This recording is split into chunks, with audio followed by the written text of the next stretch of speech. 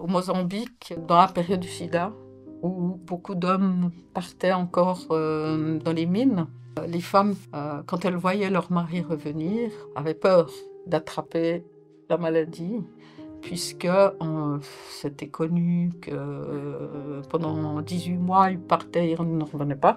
Ils avaient des relations avec des femmes en Afrique du Sud, et donc susceptibles de ramener le sida qui flambait. Il fallait vraiment montrer que, parce qu'il y a des rituels, qu'on était préparé à faire l'amour avec son conjoint. Et ça, c'était l'église et le pasteur qui enjoignaient les femmes. Mémoire vive, un podcast de Michel Cocher pour réformer.ch. Colonisation, décolonisation, les relations entre l'Europe et l'Afrique sont toujours au cœur de l'actualité. L'invité de Mémoire vive a joué un rôle, a été un acteur au cœur de ces enjeux. Enfant de missionnaires protestants, né au Mozambique, un pays colonisé par le Portugal, largement catholique, elle n'a pas eu durant son enfance des amis autres que mozambicaines. Par contre, elle a subi la surveillance de la fameuse police politique d'alors, la PID. Écoutez le témoignage de Michel Morier-Gelon.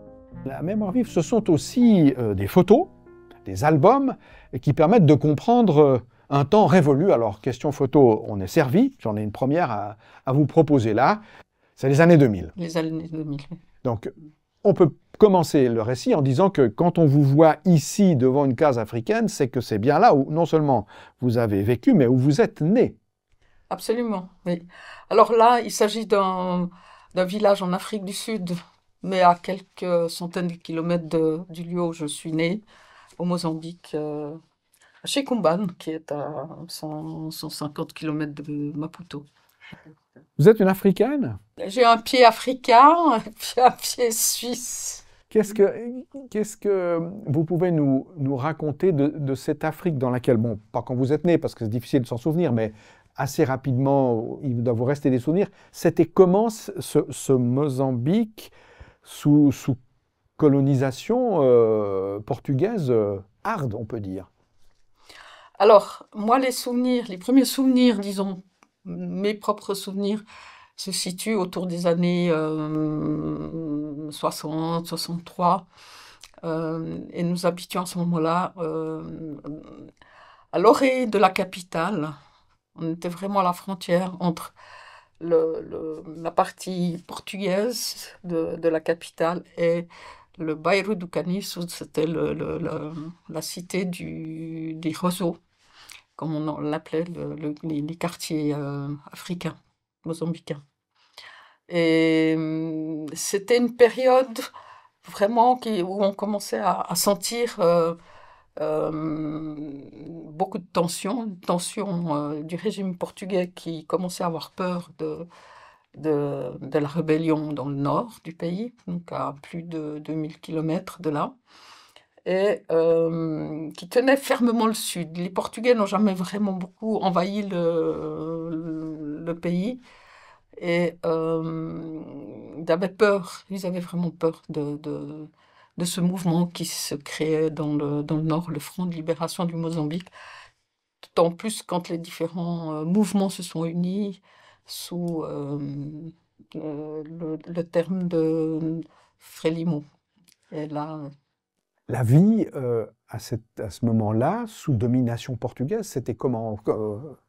alors, simplement, les Africains, ben, voilà, ils vivaient dans le quartier des roseaux, dans vraiment des huttes construites à base de carton, ce qu'on peut voir avec des roseaux, avec vraiment du gros bricolage, quoi, enfin, avec ce qu'ils pouvaient trouver comme matériel. Ensuite, la ville portugaise était une ville comme voilà, occidentalisée. On manquait de rien, mais c'était, disons, voilà, à cette époque-là, on n'avait pas encore de grands magasins ou de choses comme ça, disons. Voilà. On allait à l'école. Alors, nous, en tant qu'enfants, donc moi, je suis la troisième d'une fratrie de 4. J'allais à l'école portugaise, mes frères également. Et c'était une école qui était pour les filles, donc pas très loin de la maison, du reste. Et jusqu'à la 4e année, on était dans des classes plus ou moins mixtes, où il y avait, vu qu'on était à la périphérie, disons, de la ville portugaise, il y avait quand même des Mozambicaines Quelques Mozambicaines. qui venaient.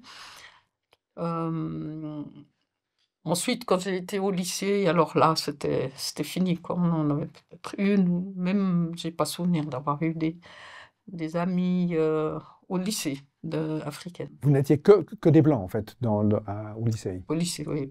À partir du lycée, c'était pratiquement impossible pour les filles, et en plus, mozambicaines, c'était difficile. Quel type d'éducation on vous donnait à cette époque? Alors bon, c'était une éducation frontale, basée sur l'histoire portugaise. On apprenait la, la suite des rois qui ont jonché toute l'histoire portugaise. Jamais on a eu quelque chose sur le Mozambique. Je connaissais par cœur toute l'économie du Portugal, qu'est-ce qu'ils produisaient, mais pas un mot sur ce que le Mozambique produisait. C'était vraiment centré sur le Portugal. On allait à la Mocidade Portuguesa, c'était les jeunesses salazaristes, hein, et tout le monde était obligé d'y aller le samedi matin, blanc, noir, tout le monde. Et voilà, on faisait nos exercices, on apprenait à parader, à rester en ligne. Ah oui, oui, oui. Quand il y avait des visites, par exemple, des gouverneurs, enfin des ministres portugais qui venaient visiter leur colonie, me souviens avoir fait tout en... On est resté planté pendant toute une matinée à attendre que monsieur arrive. Et on était au soleil et tout, c'était... Oui, on nous laissait assez. Et vous n'aviez pas le choix. On n'avait pas le choix. On vous apprenait des chansons aussi, ou il y a des mots qui vous reviennent, vous avez, ou bien vous avez tout éliminé avec le temps? Non, non, on connaissait bien sûr l'hymne national, puisqu'on devait régulièrement monter le drapeau et tout. Et vous en souvenez de l'hymne national un peu? Oui, ouais, je pense, oui. Mais bon, je peux pas le chanter comme ça, mais ouais, ça, c'est pas un exercice que j'ai fait avant de faire ça. Éducation donc très rigoureuse, très disciplinaire aussi. Oui, disciplinaire, avec vraiment des coups de bâton, des coups de règle. C'était physiquement assez violent, quoi. Alors, tout en portugais, mais évidemment, c'est pas la langue du pays, il y en a d'autres que vous allez apprendre ou que vos parents, eux, maîtrisent déjà? Alors, mes parents l'ont apprise, le Rongal, le Tsonga. Nous, on a baigné dedans, donc on le savait mieux que le français. Mieux que le français. Mieux que le français, et on se moquait beaucoup de nos parents. Mais je l'ai jamais appris ensuite, donc c'est vraiment resté une langue apprise vivante comme ça. Ça a été difficile de la lire, c'est ça que je veux dire. Et comment vous avez pu alors établir des liens avec des copines, enfin, ou des femmes africaines? Ça s'est fait comment? Puis c'était pas dans le cadre du lycée, ça s'est fait après, plus tard, autrement? Alors, ma mère était... Moi, j'étais beaucoup avec ma mère, et surtout avec les filles, les jeunes femmes qui venaient, qui habitaient chez nous, mais qui venaient aussi à l'internat qui avait juste à côté de notre maison. Quand on habitait dans une propriété à l'époque, c'était encore la mission suisse. C'est une immense propriété, je ne saurais pas combien d'hectares, avec une des églises principales de l'église. Et donc, il y avait beaucoup de monde qui passait. Et moi, j'avais des amis qui étaient à l'internat. Je me suis fait des amis là. Et j'avais aussi bien des contacts avec les filles qui venaient, qui travaillaient chez nous pour une demi-journée et qui allaient à l'école pour l'autre demi-journée. Les parents avaient demandé à ce qu'elles puissent aussi suivre l'école. Et à partir d'un certain degré, il n'y avait que sur la capitale que c'était possible. Donc là, moi j'ai eu beaucoup d'amis, et j'ai encore une amie qui a été dans cette époque-là chez nous. Des complicités qui pouvaient générer aussi des formes de liberté, enfin on trichait un peu, on sortait un peu des sentiers battus ou ou des obligations imposées par à la fois la culture, le régime politique. On pouvait tricher, autrement dit. Ah, moi, quand j'étais petite, et mes parents, pour cela, ils étaient très, comment dire, ils me laissaient très libre dans le cadre de cette région-là, disons. Je sortais peu, je sortais pratiquement pas de ce cadre-là. Euh, Moi, je passais mes journées, quand je pouvais, avec les filles ben, d'à côté, qui faisaient leur cuisine africaine. Pour moi, c'était un grand plaisir que d'aller cuisiner, puis d'aller barboter un peu les restes de riz, que je trouvais bien meilleurs que ce qu'on mange chez nous. J'allais prendre des douches avec elles, ce qui m'a valu une réprimande salée de l'institutrice en charge de l'internat. Quand elle m'a vu prendre la douche avec mes amies africaines, elle était, elle était pas contente. Pourquoi, au fond? Parce que vous ne deviez pas vous mélanger pour ce type d'activité? Parce qu'il y avait quand même, je pense, ouais, une forme de racisme. C'est pas une forme. Un racisme blanc et noir ne se mélange pas. Et les missionnaires suisses étaient quand même assez dans cette attitude-là, et puis cette proximité, d'aller toute nue, c'était quelque chose qui, par exemple aussi, inviter un pasteur ou une femme africaine ma mère faisait beaucoup de tricot avec les femmes, elle avait des groupes, donc il y avait beaucoup de monde à la maison, dehors, mais dedans aussi. Les pasteurs pouvaient entrer chez nous, sans problème. Ça n'était pas la pratique des autres. Le directeur d'école, fameux Monsieur Claire, qu'on respectait beaucoup parce qu'on en avait très peur, ne permettait pas qu'un seul Mozambicain entre dans sa maison. Et pourtant, ça a été quelqu'un qui a parrainé Edouard Mondlane, qui est devenu le président du Front de Libération. Donc, c'est grâce à lui qu'il a pu partir et suivre ses études grâce à l'EPER au Portugal et ensuite en Amérique. Un mot sur Mondlane, puisque vous en parlez, c'est quand même un personnage extrêmement important dans l'histoire du Mozambique, mais dans votre histoire à vous aussi. Dans mon histoire, oui. Familial à tous les deux. Familial, mes parents ont connu le couple, et surtout lui, quand il était au Portugal. Donc, eux étaient en train de se préparer dans les années 50, donc à apprendre le portugais. Ils ont appris aussi les rudiments du tsonga avec lui. Et ensuite, ils sont revenus, ils se sont revus au Mozambique en 63, quand M. Mondlane est revenu comme pour l'ONU. Il était, je sais plus comment ce que il était chargé pour l'Afrique de l'ONU, donc il a fait une visite officielle. Et ensuite, quelques mois après, il était dans le Nord à déclarer la rébellion, quoi. Enfin, la guerre de l'indépendance. La guerre de l'indépendance, voilà, il en était un des instigateurs, au fond. Voilà, oui, c'était le principal. Il a réussi à réunir les principaux mouvements de libération en un seul et à démarrer la guerre, quoi. Vraiment la guérilla. Et il meurt assassiné quelques années plus tard. Et il sera assassiné à Dar es Salaam quelques années plus tard. Oui.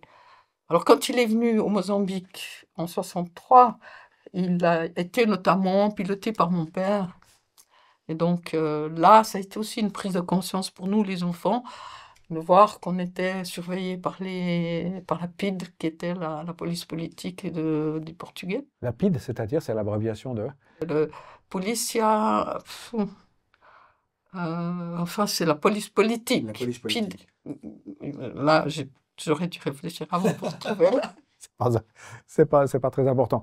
De cette période, vous avez ramené un objet qui est très touchant, qui est ici. Alors, on voit une belle photo de vous, 1900, 3 ans. voilà, 3 ans, 1959, et puis probablement une petite feuille de calcul où on vous apprenait. Ça, c'est mon frère. Ça, c'est votre frère, d'accord. Mhm. Bon, il savait additionner, manifestement. Voilà. Ça, c'est la mémoire de votre mère. C'est une sorte de mémoire au quotidien. Alors, elle a vraiment enregistré tous nos faits et gestes, nos progrès, nos bêtises, nos mots. On mélangeait 2 langues, donc le français et le tonga. Donc, il y a des mots, des phrases. Il y a les retours aussi en Suisse. Il y a par exemple les articles que mon grand-père paternel écrivait dans le journal de Châteaudet et qui racontent des choses qu'il trouvait magnifiques et qui sont vraiment assez, comment dire, des histoires, ouais, je dirais, de découverte de l'autre, interculturel, comme on en a connu un peu plus tard, quand ce type de, enfin, je dirais, quand on a parlé de choc culturel, par exemple. Mon grand-père était très sensible à ce qu'il entendait ou ce qu'on écrivait, puisque mes parents écrivaient 1 fois par semaine, des 2 côtés, enfin, famille paternelle et maternelle. Alors, Michel Moirier-Genoux, j'aimerais qu'on parle, mais c'est peut-être difficile, on va essayer, du statut de missionnaire. Là, on a parlé un peu du pays, de sa complexité, de la colonisation. C'était quoi être alors missionnaire? Vous étiez fille de missionnaire, peut-être pas missionnaire vous-même, au fond. C'était quoi être fille de missionnaire? C'était un statut compliqué à endosser? Sur place, quand j'ai commencé à prendre conscience des différences qu'il y avait entre moi, les copains noirs, mozambicains, les copines, j'ai fait une expérience de ma vie qui est restée ensuite dans ma mémoire. Je devais avoir 8-9 ans et dans cette maison que nous habitions à Maputo, tout le monde pouvait entrer, on ne fermait pas, on fermait peut-être le soir quand on allait dormir. Et pendant un souper, mes parents me demandent d'aller chercher la résoquine, c'est la quinine, hein, pour la malaria qu'on devait prendre. Et je vais dans la chambre de mes parents, je savais qu'était ce médicament, et je vois un des copains de mes frères qui était en train de se servir dans la caisse de ma mère. Et c'était une famille, ce gamin était issu d'une famille qui habitait aussi le même endroit que nous. Et son père était ouvrier de l'église, un homme à tout faire, très pauvre, avec beaucoup d'enfants. Et on rigolait beaucoup avec lui, donc moi, j'ai pas pu le dénoncer, j'ai pas pu le dire. Je lui ai dit maintenant file, et puis voilà, je dirai rien. Et ça, pour moi, ça a été une prise de conscience assez forte. Et je l'ai gardé pour moi. Longtemps. Je crois que je l'ai jamais dit à mes parents. Ça voulait dire que vous découvriez que vous étiez du côté des riches? Quelque part, oui. Qu'on avait un statut privilégié. Parce qu'on était Suisses. Les Suisses, on était quand même appréciés par la population africaine, hein, parce qu'on était vraiment très proches. Par rapport aux Portugais, pardon, vous étiez appréciés par rapport aux Portugais qui étaient les colonisateurs. D'un autre côté, par rapport aux Portugais, ben, voilà, moi, j'ai même pas essayé d'avoir des contacts ou des amis. Ça m'a jamais manqué. J'ai jamais cherché. Et quand on est rentré, moi j'avais 13 ans. Donc ça a été difficile pour moi d'accepter de dire, ben voilà, hein, je suis les parents. Je peux comprendre parce qu'on a dû rentrer pour les études, hein, de mes frères. d'abord, puis la mienne, les miennes aussi, mais disons que c'était une période tellement vivante et tellement riche que je me disais, bon, comme une sorte d'abandon avec cette période qui s'est ouverte ensuite à partir de 69, 74, c'est l'indépendance. Donc ça a été très dur aussi pour l'Église. Est-ce que vous perceviez à cette époque-là, encore au Mozambique, que vous étiez une protestante par rapport à un régime et un pouvoir et une société qui était largement catholique? Ah oui, oui, bien sûr. Moi, j'ai... d'un côté, avec mes parents, on avait une... Mes parents, mon père en particulier, n'était pas du tout borné du point de vue religieux.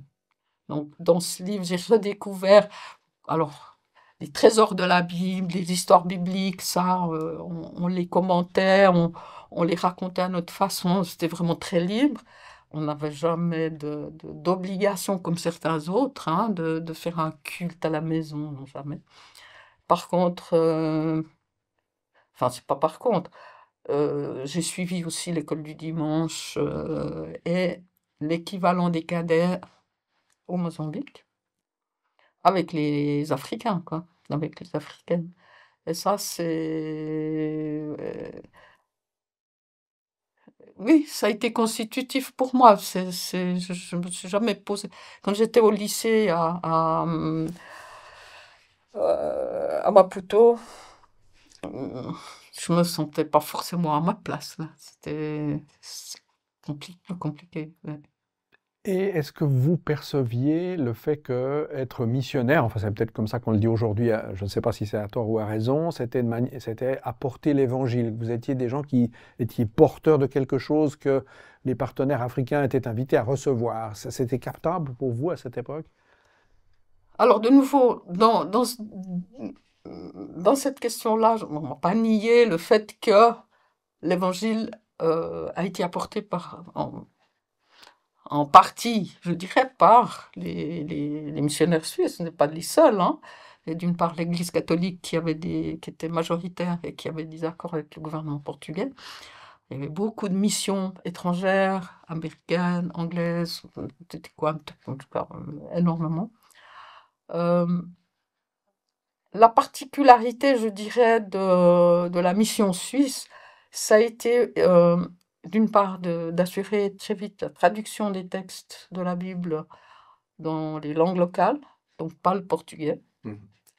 Et ça a permis un accès quand même très vite à la population mozambicaine qui nous côtoyait, de s'emparer de l'évangile, des textes de l'évangile. La mission suisse a aussi beaucoup favorisé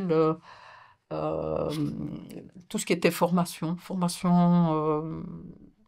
manuelle. Les internats, par exemple, on apprend à cultiver ou à cultiver d'autres choses. Il y a un mélange de... Je dirais que le travail social, maintenant, était très important avant l'indépendance. Au niveau des hôpitaux aussi. Il y a des hôpitaux, des stations brousse. Les Portugais n'étaient pas tellement dans l'intérieur du pays. Hein. Donc, pendant assez longtemps, une certaine liberté, y compris pour les écoles. Et puis, mi-50, 55, 60, les Portugais se rendent compte que ça commence à chauffer au nord, qu'il y a une partie des Mozambicains du sud qui sortent du pays, qui vont se former ailleurs. Ouais. Ils commencent à avoir peur des écoles non portugaises, parce que dans les écoles de la mission, ils parlaient leur langue, on faisait un enseignement en Tsonga, et là, je ne sais plus exactement, mais je crois que c'est 52-53, il y a une interdiction d'avoir des classes en langue locale. Alors, ensuite, les conditions pour continuer ce travail de scolaire devenaient très difficiles. Et c'est là que les Suisses et principalement des Jura, enfin, des Jura qui sont issus du Jura bernois, par exemple, ont l'idée de développer un système de cadets pour contourner cette interdiction. Et là, ça flambe, parce que les enfants, ils viennent, filles et garçons, séparément, pas c'est le système du local, mais ils y apprennent aussi les rudiments de la démocratie, à travers comment gérer son propre groupe, les travaux manuels, il y a plein de choses qui se passent dans ces groupes, y compris les textes bibliques qui sont plutôt libérateurs, parce qu'on on les lit, on les comprend. Et du reste, Édouard de Mondlane y fera référence. Ensuite, j'ai appris la démocratie dans ces Mindlawa qui étaient vraiment issus de cette philosophie du cadet, cette méthodologie.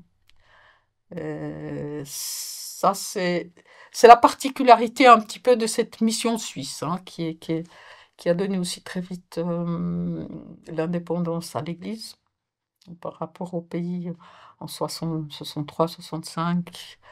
Et ce qui fait qu'aussi, juste avant l'indépendance, cette église a été martyrisée vraiment par le régime salazariste, quoi. Il est emprisonné, le président de l'église, Manganiel, a été assassiné en prison.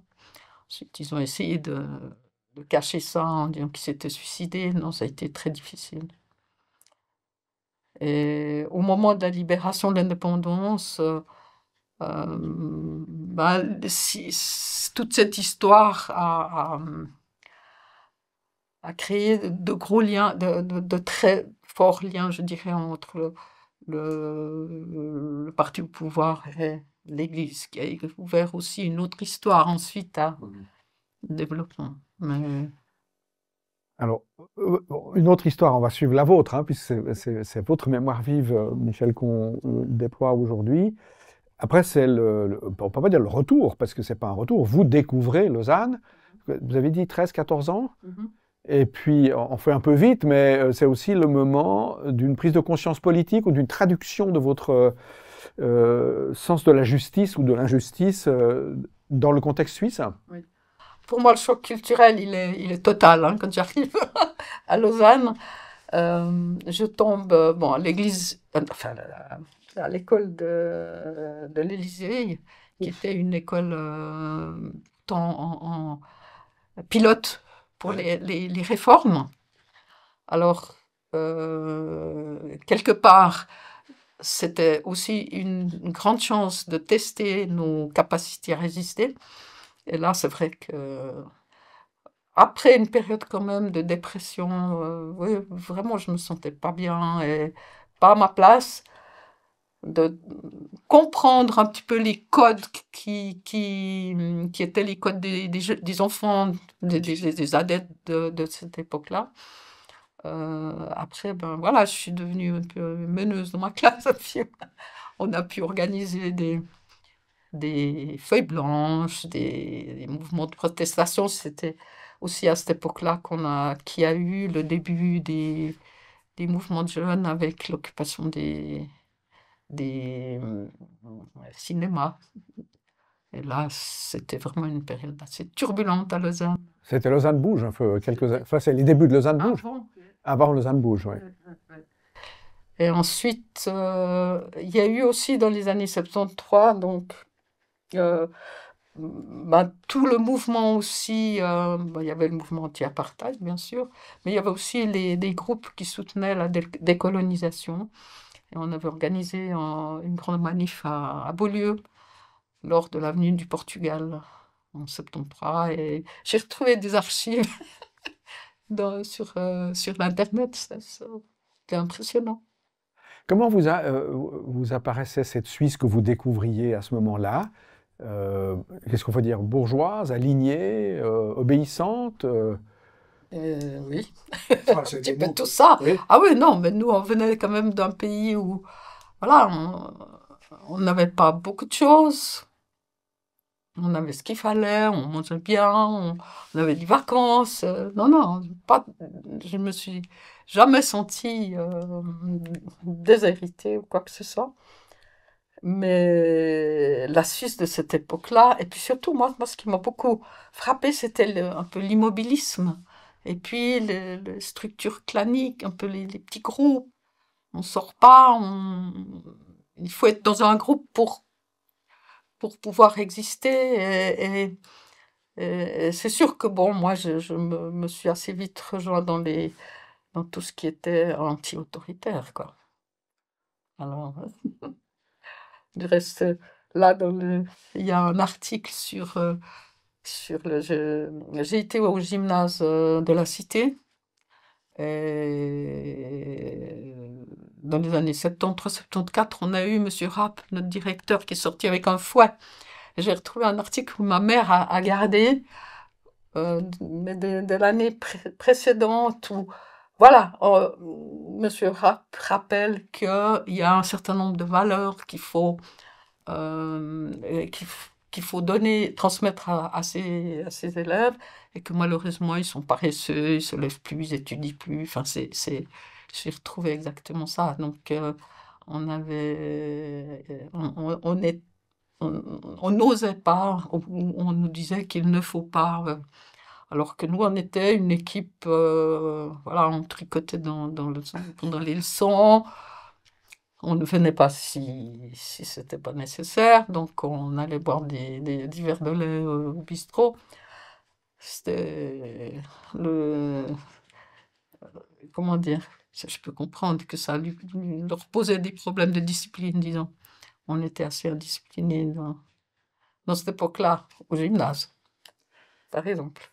Mais, alors c'est sûr que en allant plus loin dans ma réflexion politique, assez vite, j'ai beaucoup critiqué aussi une certaine vision du christianisme, hein. Donc là, avec mon père, j'ai beaucoup dialogué à la recherche de comprendre pourquoi est-ce que justement ils étaient partis. Moi, la notion d'aller diffuser l'évangile pour moi était compliquée, parce que je disais, mais quelle idée! Il a donné des dialogues très intéressants aussi, et mon père aussi a beaucoup bougé. Ma mère était moins partante dans ce type de discussion. Mais ensuite, ben voilà, je me suis beaucoup engagée, que ce soit dans les mouvements sociaux de l'époque, hein, des jeunes. Euh, Comme je suis partie à l'âge de 18 ans de la maison pour être autonome, parce que je pensais que je voulais être autonome financièrement. J'avais 2 frères qui faisaient la médecine, mais je ne voulais pas ça. Et donc je suis partie, et là, dans cette époque-là, je me suis engagée en politique aussi, dans les mouvements de l'époque, quoi. C'était bien vu, mal vu, enfin bien vu par certains, j'imagine, mais surtout mal vu par d'autres. Oui, bien sûr. C'était l'extrême gauche, disons, hein. Donc on travaillait en petits groupes, c'était pas des grands groupes, ben, on distribuait des tracts, on allait, bon voilà, on écrivait, on réfléchissait, on faisait le monde. Vous rêviez de quel monde à ce moment-là? Dans vos groupes maoïstes, hein, on peut employer le terme, parce que voilà, ça fait partie de l'héritage. C'était quoi? C'était un monde aussi de l'évangile, mais sans l'évangile. C'était un monde où justement on voyait nettement, l'impérialisme était à son paroxysme, quand même, déjà. En tout cas, on n'était pas encore dans le néo-impérialisme, mais c'était la période des guerres de l'Indochine puis du Vietnam. Il y avait ces fins de colonisation dans des situations d'exploitation absolument incroyables, quoi. J'entends ce que les colonisés ont vécu, j'entends si on va dans le détail, c'est vraiment dur. très dur. Alors comment, pour moi, un monde meilleur, ça serait déjà de réparer ces injustices. Et on croyait beaucoup à l'avenir de la Chine. Hein. Je dirais, je rigole, les Mao disaient que dans quelques années, les Soviétiques seront beaucoup plus faibles et puis ça sera les Américains. Et il avait toute une stratégie à monter les pays du Sud, et d'être aux côtés des pays du Sud pour pouvoir balancer les deux forces. Ça s'est pas passé vraiment comme ça, mais de temps en temps, je me cherche une petite pensée pour ça. Je me dis, mais où va-t-on aujourd'hui, hein? Mhm. Michel Morier-Genoux, il y a un domaine qu'il nous faut aborder, qu'on n'a pas abordé au fond comme ça jusqu'à présent. J'ai envie de parler de cet objet pour y arriver. D'abord, peut-être un mot sur cet objet, parce qu'il est vraiment très énigmatique. Hein. C'est pas, pour ceux qui nous regardent, c'est pas collé, hein, c'est posé en équilibre. C'est vraiment posé. C'est un socle en bois d'ébène. L'oiseau, il a 2 pics de fer, hein, c'est vraiment du fer un peu bosselé comme ça. Hein. Et puis avec ces deux contrepoids, l'oiseau se tient sur la pointe, sur sa pointe la plus pointue finalement. Hein, oui. Et alors, c'est un héritage de mes parents. Et je pense qu'il vient du Mozambique, mais... Mais vous n'en êtes pas sûr. Oui. On ne veut pas le savoir. Alors moi, il me fait penser à un élément de votre parcours, c'est l'équilibre homme-femme, la question du genre, parce que c'est quelque chose qui a pris beaucoup d'importance. Et au fond, bah là, c'est un équilibre très stable. C'est peut-être une vision idéalisée.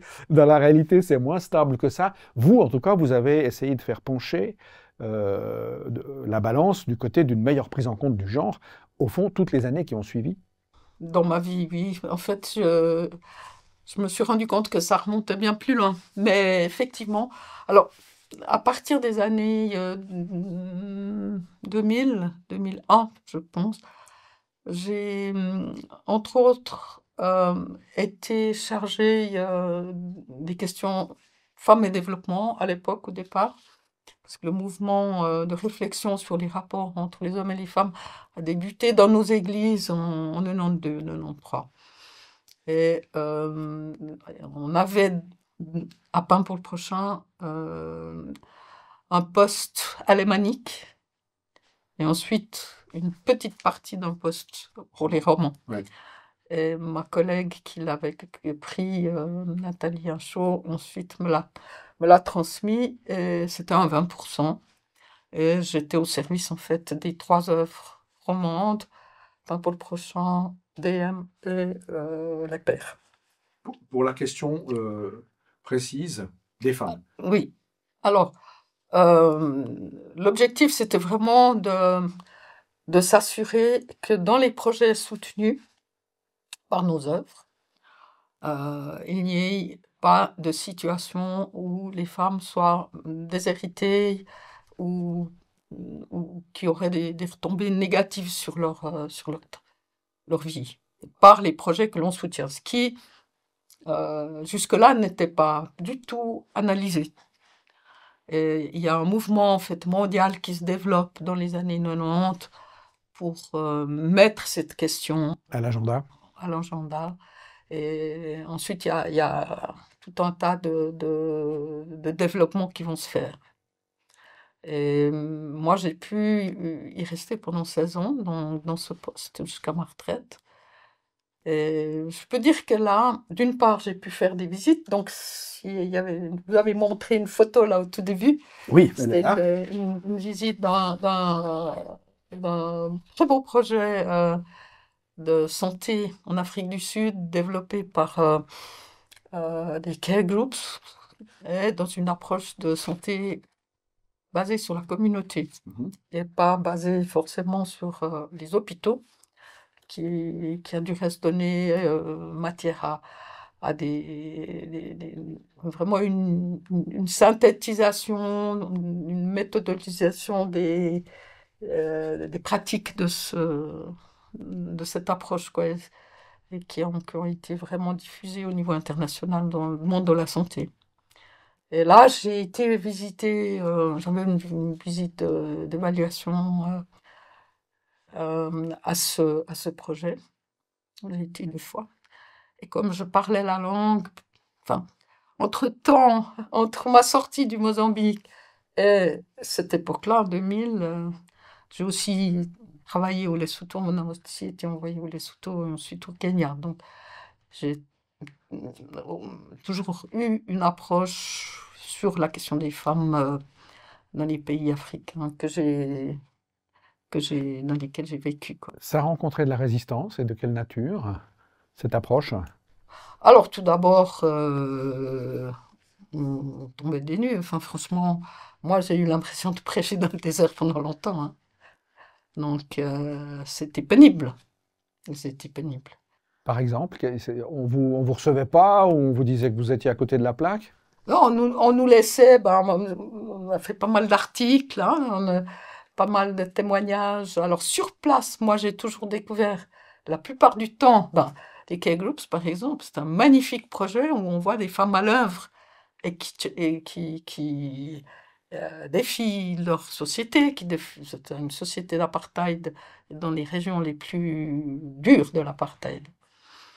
Dans d'autres pays aussi, j'ai découvert des femmes qui n'étaient pas les bras ballants, hein, enfin, j'entends qui ont vraiment pris en main leur destin, puis qui le disaient au moment du sida, hein. Le sida où on n'avait pas du tout de médicaments, où c'était l'hécatombe en Afrique australe. C'était des témoignages poignants. Et pourtant, des pouces, c'est vraiment des actions fortes pour résister localement, quoi, vraiment à la base, dans les familles.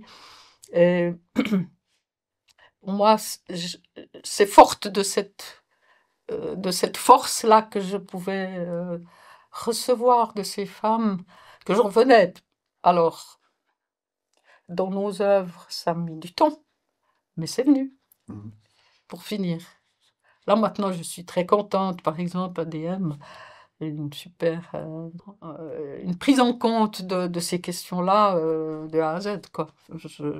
C'est parfait, quoi.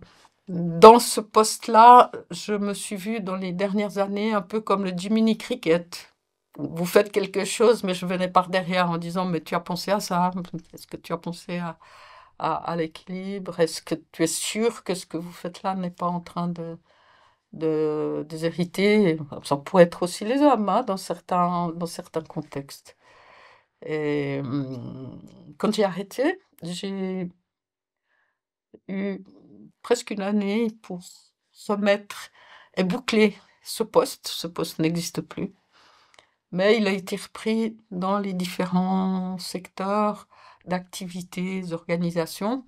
Et j'étais contente parce que finalement, les graines ont pris. Et ensuite, il y a eu surtout le mouvement MeToo qui a fait que partout, même dans nos églises, on n'a plus pu fermer les yeux. Dans les églises du Sud, vous parliez des femmes dans les groupes de care, mais dans les églises, est-ce que la situation des femmes dans les églises du Sud, que vous connaissez, ça a évolué aussi vite et aussi bien? C'est plus complexe. C'est plus complexe.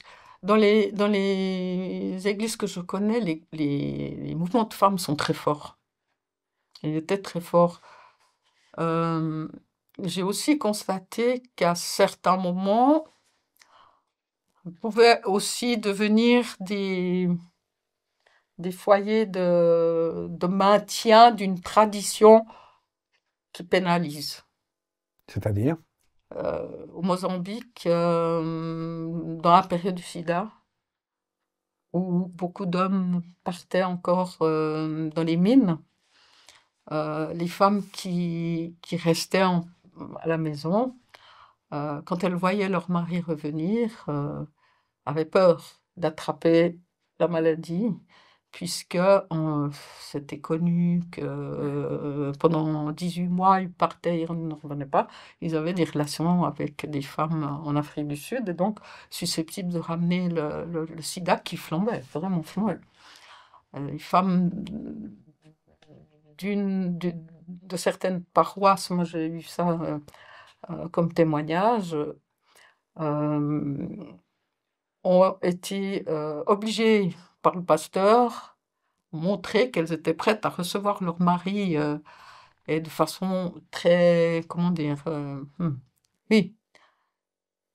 Il fallait vraiment montrer que, parce qu'il y a des rituels, qu'on était préparé à faire l'amour avec son conjoint. Et ça, c'était l'Église et le pasteur qui enjoignaient les femmes. C'est le devoir conjugal à la sauce tradie, quoi. Ouais. Sans protection. Donc, ce qui a été très fort et qui a été très fort dans les années 80, les mouvements de femmes, et je pense que dans beaucoup d'églises d'Afrique, a permis vraiment un mouvement d'émancipation des femmes. Ça a aussi tourné parfois à quelque chose qu'il faut oser critiquer aussi. Mais non, les femmes en Afrique, dans les églises, sont très fortes, continuent à être très fortes. Mais voilà. Oh, c'est encore tout un autre chapitre, hein, parce que l'évolution des églises en Afrique, voilà, dans les années 80, 90, 2000, c'est pas toujours évident. C'est pas ce que vous imaginiez. C'est-à-dire qu'on a vécu aussi au Lesotho, et on était envoyé par DM.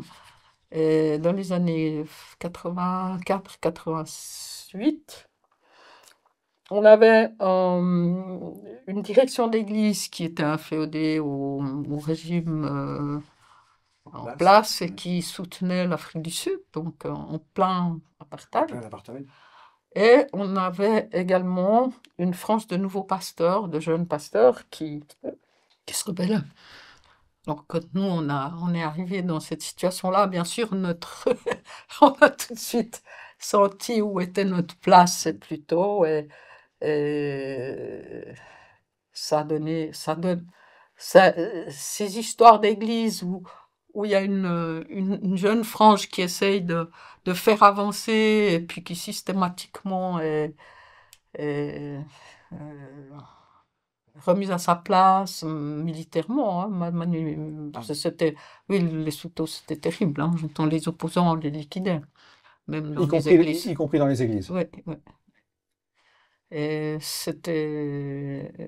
Donc, de voir ça, on se dit non, les églises n'ont pas toujours eu un rôle prophétique, quoi. Il y a aussi une époque où ils deviennent comment dire, un atout du pouvoir. La politique et la religion sont très fortement ancrées dans certaines régions. Dans les nouvelles églises aussi, hein, qui supportent des tyrans. Voilà, mais c'est aux Africaines, aux Africains d'en parler. Moi, je vois ça de loin, mais ça peut être assez dur. Ouais. On termine, Michèle Morizenoux, merci. Pour le Lesotho, on en a un peu parlé, mais c'est vrai que c'est tout un chapitre aussi de votre vie. Ce n'est pas le premier, mais ce n'est pas le moins pertinent. On va terminer avec cet objet qui est là, du coup tout coloré. Donc ça me rassure un peu, parce qu'au fond, ce que vous nous transmettez est quand même relativement dur, même s'il y a beaucoup de zones de lumière. Mais il faut le dire à ceux qui nous regardent, c'est vous qui l'avez dessiné.